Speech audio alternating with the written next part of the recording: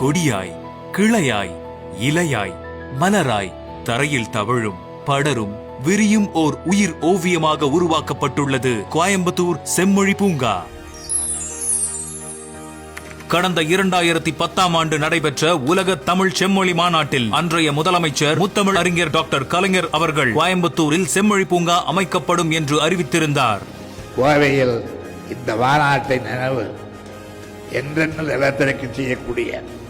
செம்மொழி பூங்கா அமைக்கப்பட வேண்டும்.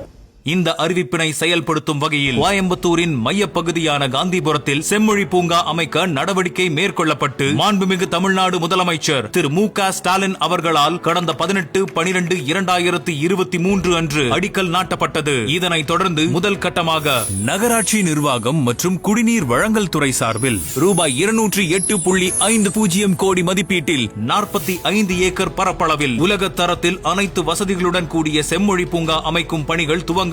மாண்புமிகு தமிழ்நாடு முதலமைச்சர் அவர்களின் நேரடி கண்காணிப்பில் பணிகள் செய்து முடிக்கப்பட்டுள்ளது. இங்கு வருகை தரும் பொதுமக்கள் மனமகிழ்ச்சி, கற்றல், ஆரோக்கிய பராமரிப்பு, தூய்மையான சுற்றுச்சூழல் உள்ளிட்ட அனைத்தையும் ஒரு சேர பெற வேண்டும் என்ற நோக்கத்துடன் இயற்கையோடு இணைந்த முறையில் உருவாக்கப்பட்டுள்ள இந்த செம்மொழி பூங்காவில் நீர்வீழ்ச்சியுடன் கூடிய நுழைவு வாயில், சங்க இலக்கியங்களில் இடம்பெற்றுள்ள செண்பக மரம், கல் இலவு, மிளகு மரம், கடல் திராட்சை, குங்கும மரம் உள்ளிட்ட அரிய வகை மரங்கள் மற்றும் செடிகளை கொண்டு செம்மொழி வனம், நறுமண வனம், ஐந்திணை வனம், நலம் தரும் வனம், மலர் வனம், புதிர் வனம், நிழல் வனம், 1000ற்கும் மேற்பட்ட ரோஜா வகைகளை கொண்டு ரோஜா தோட்டம், மூலிகை தோட்டம், மகரந்த தோட்டம், நீர் தோட்டம், பாறை தோட்டம், மூங்கில் தோட்டம், நட்சத்திர தோட்டம், பசுமை வனம் உள்ளிட்ட பல வகையான தோட்டங்கள் 38.69 ஏக்கர் பரப்பளவில் அமைக்கப்பட்டுள்ளது. இந்த தோட்டங்களின் பெயர்கள் தனித்துவமான முறையில் பொதுமக்களுக்கு காட்சிப்படுத்தப்பட்டுள்ளது. மேலும் QR கோட் பயன்படுத்தியும் இந்த தோட்டங்களில் உள்ள மரம் மற்றும் செடி வகைகளை பற்றி தெரிந்து கொள்ளும் வசதி செய்யப்பட்டுள்ளது. தமிழ் பண்பாட்டின் முக்கிய அடையாளமாய், தமிழ் இலக்கியங்களில் முக்கிய அங்கமாய் திகழும் கடையேழு வள்ளல்களான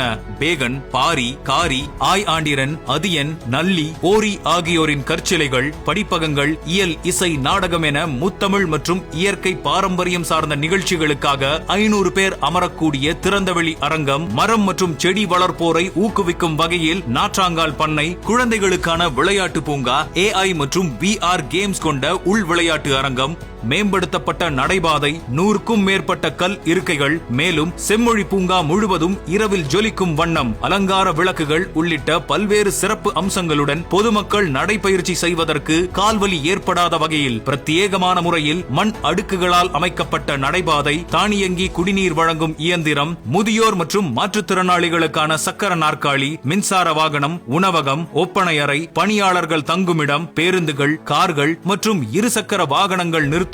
மழைநீர் சேகரிப்பு மற்றும் மறு பயன்பாடு அமைப்பு உள்ளிட்ட அனைத்து வசதிகளும் செய்யப்பட்டுள்ளது. இத்தகைய சிறப்புகளுடன் உலக தரத்தில் உருவாக்கப்பட்டு அனைத்து தரப்பு மக்களும் பயன்படுத்தும் வகையில் பசுமை சுற்றுலா தளமாக திகழும் முத்தமிழ் அறிஞர் டாக்டர் கலைஞர் அவர்களின் கனவு திட்டமான செம்மொழி பூங்காவை மக்களின் பயன்பாட்டிற்காக திறந்து வைத்த மாண்புமிகு தமிழ்நாடு முதலமைச்சர் அவர்களுக்கு நெஞ்சார்ந்த நன்றியை தெரிவித்துக் கொள்கிறோம்.